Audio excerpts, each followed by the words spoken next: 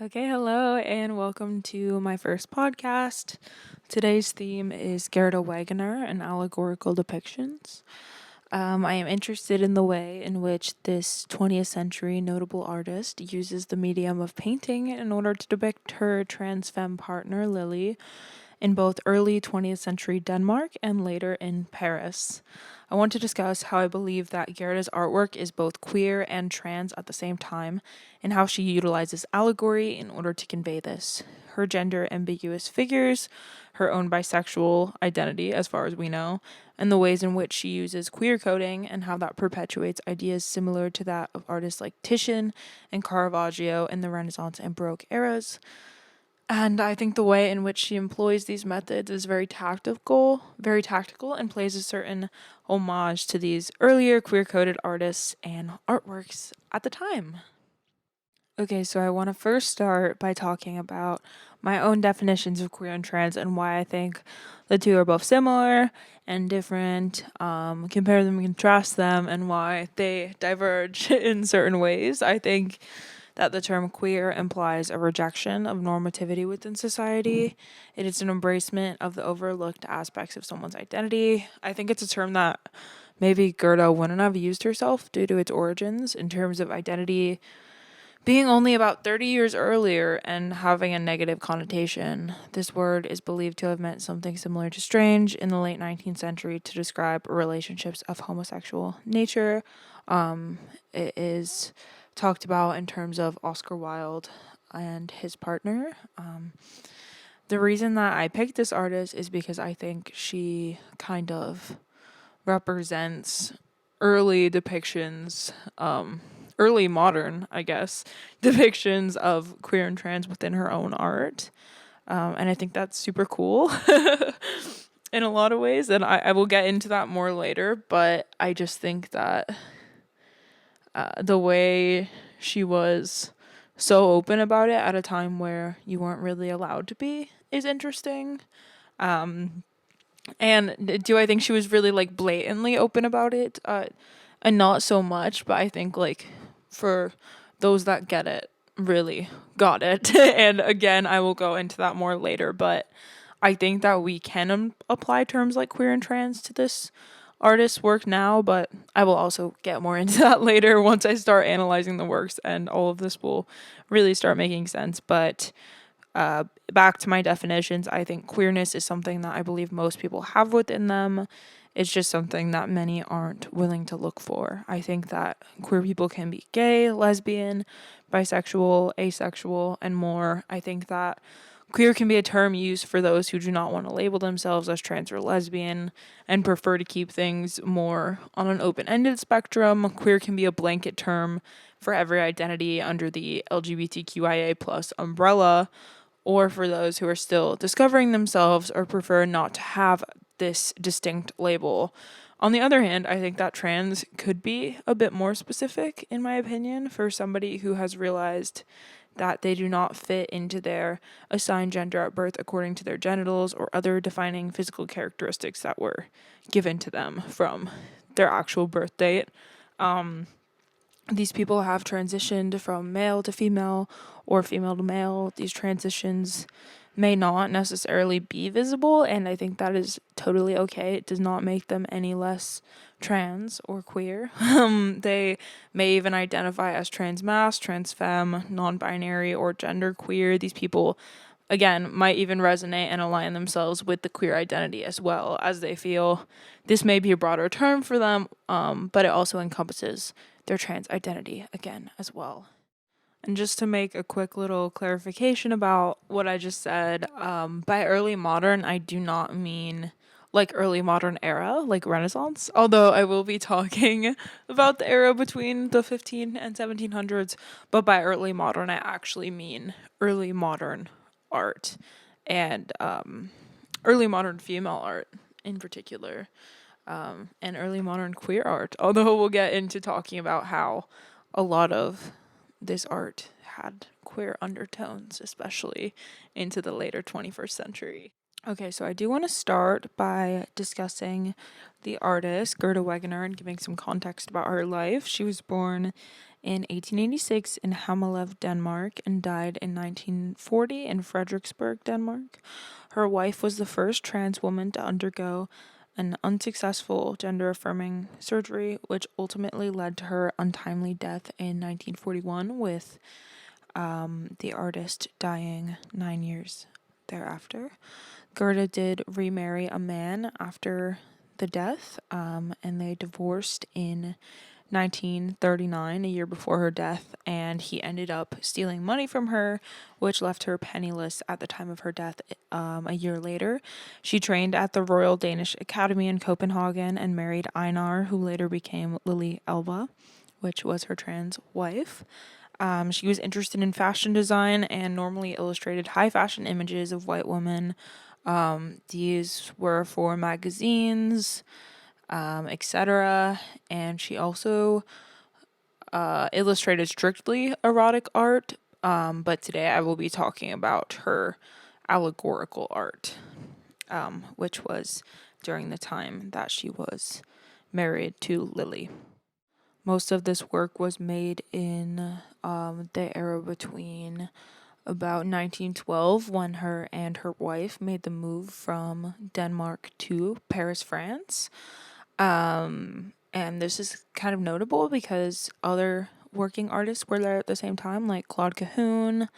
And it was, I wouldn't say like more accepted to be queer, but it was definitely, there were a lot more queer coded artists and people who were existing and working at the time in Paris as opposed to Denmark. Like, Paris became kind of this sort of metropolitan center for queer people to kind of just live and exist in. And I would argue that this is when Gerda made some of her most queer art, even though it wasn't really accepted still from like a global standpoint, or even outside of these little alcoves, I guess you would call them, of queerness within Paris. Some of Gerda's earlier works in France were fashion illustrations that feature women, which I would consider them queer, which I'll go into later, which I consider notable. If you take into account her later works of her and Lili and her later allegorical works as well. But there was a journal called Journal des Dames et des Mots, Costumes Parisiens, from 1914. Not sure if my pronunciation was quite up to par, but she made a lot of very elegant kind of white lady portraits around this time. And in a lot of ways, these don't really feel super queer, but I think later on people realized that Lili Elba was the inspiration for these. But they do definitely feel camp and they do definitely feel costumey, so I do think they could be considered both queer and trans in terms of that. And I really think that in a lot of ways, because these images were so costumey and they were so extravagant and hyper feminine, could be argued in a lot of ways, that they would be queer and trans, and they almost echoed kind of this ballroom culture, early flourishing environment that was present in France at the time. I really hope this kind of provides some context about Lili Elba and Gerda Wegener, of what their kind of living situation was, and by they I mean Lili and Gerda, the two wives. And I feel like Gerda's life was extremely like nuanced, dynamic, exciting, and tragic all at the same time, and I feel like I could probably go on forever about it, but I feel like I shouldn't. And I feel like I kind of want to get into our main topic of the day and how allegory kind of relates back to queerness within the work of Gerda, and how she does this so beautifully, and in this manner of coding that gets echoed later in so many other works like Rauschenberg etc. And I think she's kind of a main perpetrator of this tradition, which I think is super duper awesome. So I'm excited to kind of get into it and talk about that right now. Okay, so one of the works that I really want to start this conversation out about is called On the Road to Anna Capri. And in the timeline of Gerda and Lili's life, this is from 1922, which was after they made the move to Paris. And On the Road to Anna Capri is a oil on canvas painting. It currently lives in a private collection, unfortunately. But similar works are discussed in the Archean Museum of Modern Art's catalog from their Gerda Wegener exhibition in Denmark. And essentially, it was just made after Lili and Gerda went on a trip to Italy. They went on a trip to Capri. But what I think is so queer about this one image and a lot of her other Italian images with this sort of symbolism and imagery is first off that it was made referencing, in terms of the title, Anna Capri, which was notably a place for lesbians and a place for lovers in the 1920s. So how fitting is it for a couple made up of one trans person and one queer person, one bisexual, and a lesbian couple, which is extremely queer, to be featured in this painting that the artist herself is in, and for it to have a title like On the Road to Anna Capri, which is notably this lesbian city at the time. So going into kind of describing this image, it's of two women, one of them monumentally taller than the other, which I just think I love. I love this image a lot. Background is kind of a grayish color. Every color that is in it is kind of muted by this kind of gray-esque color. So we've got some blues, we've got some purples, some yellows, some oranges, and these beautiful cliffs. But I think she does this because the background is not really her main focus here in this image. It's these two women that we're seeing, surrounded by these lush kind of green plants, with these yellow little flowers, but they are in elaborate clothes. The figure that I'm assuming is supposed to be Gerda is in a pink kind of button-up corset dress, and it's off the shoulder, so very very kind of scandalous. And she has a apple in her hand, an apple that looks like it was freshly picked off the tree, which is a symbol for kind of this sexual desire that was very prominent in Anna Capri at the time. And they both have this kind of like porcelain skin, but especially on the blonde figure on the right. And just to make a point of the blonde figure kind of being a direct reference to Gerda's earlier fashion portraits. Both women are super elaborately dressed, and she kind of has this like sexual, for lack of a better word, look on her face, like sensual makeup and like low eyebrows where the end of the eyebrow kind of like drips to the outer corner of the eye, and this blue eyeshadow with these sultry, that's the word I was looking for, blue eyes. And then behind her is who I assume to be Lili, wearing kind of like an orange turban, which is slightly problematic, but very, to us now, but very representative of like this high kind of exotic fashion of the time. And they both have this red lipstick on. And I really want to point out that, and I really do want to point out that there's this tall figure who is looking directly at the viewer and kind of interacting with them and engaging with them. And they are extremely masculine. And I think that's what makes this work both very trans and very queer and also full of allegory, because people who did not know that about Anna Capri would not understand that this is like a sensual image, or did not understand that historically the apple means sexual desire and romance, would not really understand that this is what this meant, and would just assume that it's an image of like two women, two friends walking. So that's what I think makes Gerda Wegener's work so enticing and so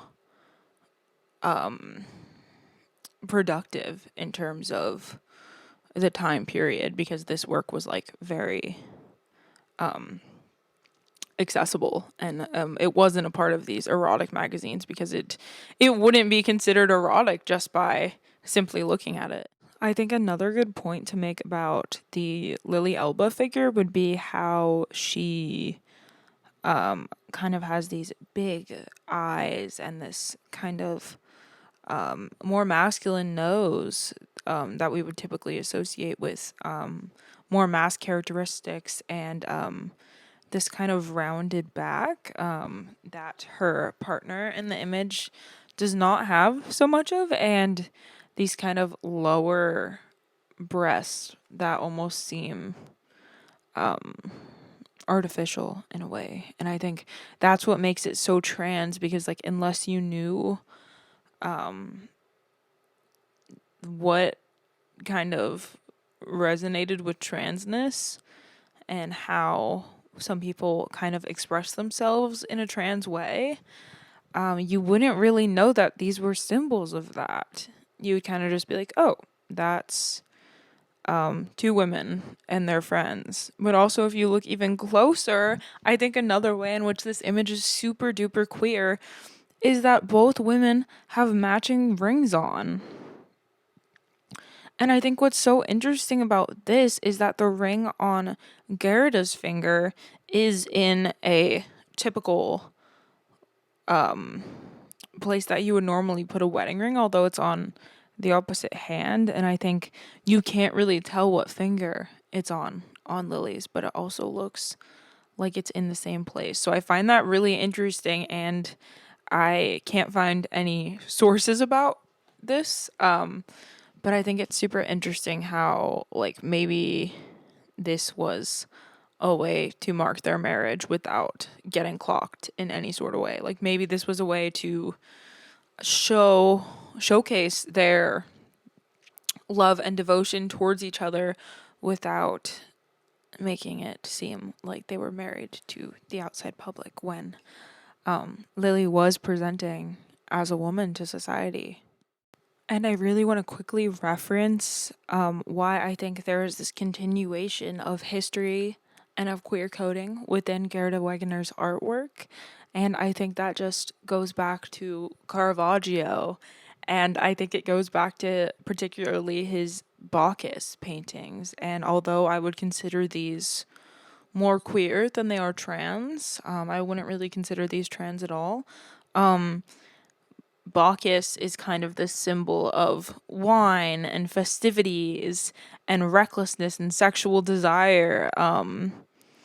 And Caravaggio kind of paints this like erotic almost portrait, and it's definitely a series of a bunch of different kind of gender ambiguous androgynous men who are half naked or revealing their shoulders, like within Gerda Wegener's image. And I think like they're so similar in that way. And I think she's just continuing this tradition, as well as how Caravaggio paints Bacchus to be in the midst of all of this fruit. And of course, wine is a very like traditional thing to paint Bacchus with. But the fact that there's apples, and I just think that is so important to recognize, that apples have continuously been this symbol for erotic desire, and that Gerda is not only playing with this kind of like cold shoulder imagery, but she's also playing with the apple as a symbol that only people who would understand this history would be understanding. And I think that's so interesting. And I think it's very, very prominent. It's a very prominent feature of her art, and I think that is just something so awesome that continues into 20th century queer art as well. Like, this has been a ongoing tradition to use allegory in this way that is queer coded, that only queer people would actually understand. And I think she does this exceptionally well within her work. And continuing with this series, Gerda also paints in 1922 Lady with Anemone, and in this image, she is holding a blue anemone flower, and she's in the same exact clothing that she was in the last painting, and the background is in fact blue, and she kind of has this muted background going on like she did in the last one, and she is just gazing over the flower towards her right, but you can't really tell what she's gazing at, but you have to assume it's a lover because the symbolism and allegory in the photo is it means love. Like, the flower means sincerity, and it means love, and it means longing, and I think that's just a really beautiful thing that she portrays super well, is this kind of lesbian longing and symbolism. And I think flowers are just another symbol of lesbianism that is very prominent even to this day. Okay, so finally, I want to discuss the main image that I wanted to talk about today, and I hope that everything that I said leading up to this was helpful in understanding kind of the context of Gerda's life and the style and the movement that she was moving towards within this like post-impressionism, early modernist painter era. This image, entitled Bacchanalia au fait à Beaugency, or Bacchanalia, which goes back into my discussion about Caravaggio's Bacchus, was immensely hard to find anywhere. It was auctioned off like very recently on ArtNet, and it's gouache on paper. It is from 1927, so still in this region where her and Lili were living in Paris, but unfortunately, this painting now lives in a private collection. And I think this is such an amazing work because I feel like it pays tribute to queer artists of the past and queer coded works like Bacchus. And it's also extremely reminiscent of Primavera, but I do think that this takes a very interesting Primavera by Botticelli, by the way, just to clarify. But I do think this takes an extremely interesting take on it, just because it is so queer and trans in its depictions, and I'll go into that in just a moment. Within this image, I first want to talk about just actually how it looks, and it is a lot more of a flat surface. It has less of a expressionistic, impressionist quality to it. It's definitely more of an Art Deco kind of flatness with these dark lines that are kind of surrounding each of these characters or figures in the image. And I just really love this painting. Because you do get the imagery of fruit again, and you do, which is kind of the theme of this podcast apparently, but you do get this kind of fruit imagery, and the whole painting is kind of centered around these two figures in the middle, and especially the middle figure, who is this kind of like larger than life figure, proportionally to everybody else, even though there aren't really any there's a bit of a sense of receding space, but there isn't much. The figures are just kind of like floating around, and there's not really a sense of where anybody is in the picture frame, really. But this main figure, it's very androgynous, which is why I would make an argument for this being queer and trans. The main figure has on this like deep, intense Art Deco fashion magazine blush that Gerda Wegener is so kind of famous for, and a hat and this red cape, so the attention of the viewer is just really drawn to them. And it's not really evident whether this figure has breasts or not, but there is kind of a highlight there and a shadow underneath the area where the breast would be, and there's no really sense of genitalia because another figure's head is kind of leaning back onto this figure's leg, and there's a grape, and there's grapes in front of it, where it would be, and everybody around it is kind of just like lounging on this figure and worshiping this figure, and all of these figures are nude, and it's very royal. There are these cheetahs surrounding everybody, and people in the background, what I assume is the background, are riding these cheetahs, and they're very feminine figures, and then there are figures where you sort of just can't really tell, and on the figures you just can't even make an assumption about like what their gender or their identity would be, and on the figures where you can't tell, there are bodies covering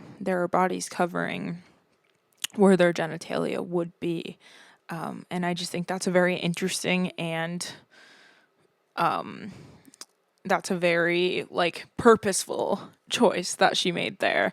And again, the background is very gray, and you are really drawn into these figures, bright, just like porcelain skin, and there's definitely a lack of people of color and black people, which it says a lot about like the racism of the time period. But I do think that there's something very trans about these images, because these characters are so like gender non-conforming, and they're so open about it, and they're so free about it, especially in this like fictional world. And I also think it's quite a queer photo. It's quite a lesbian photo or image as well. It's quite a lesbian painting as well.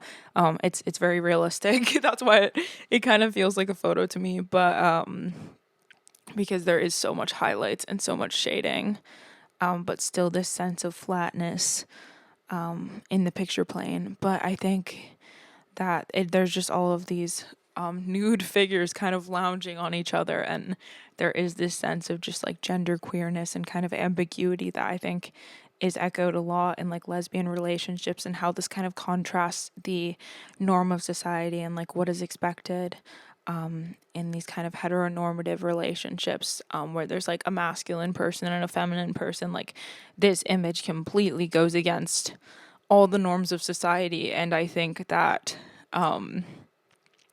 Gerda kind of does this geniusly in a lot of ways, because it is allegorical. So like nobody can make an argument and be like, well, this is a gay image, this is a queer image, this is a trans image. Of course, not the language they would be using at the time, but nobody can really make this argument for this image, because it is an allegorical depiction that other people like Caravaggio did in the past. So it can't really be said that this is an erotic image, or that this is a gay or queer image at the time. But now looking back, we're like, okay, well, obviously, looking back at this as a queer person, I'm like, obviously this is a very queer coded image, and I think that makes a lot of sense for Gerda and in the context of her life as well.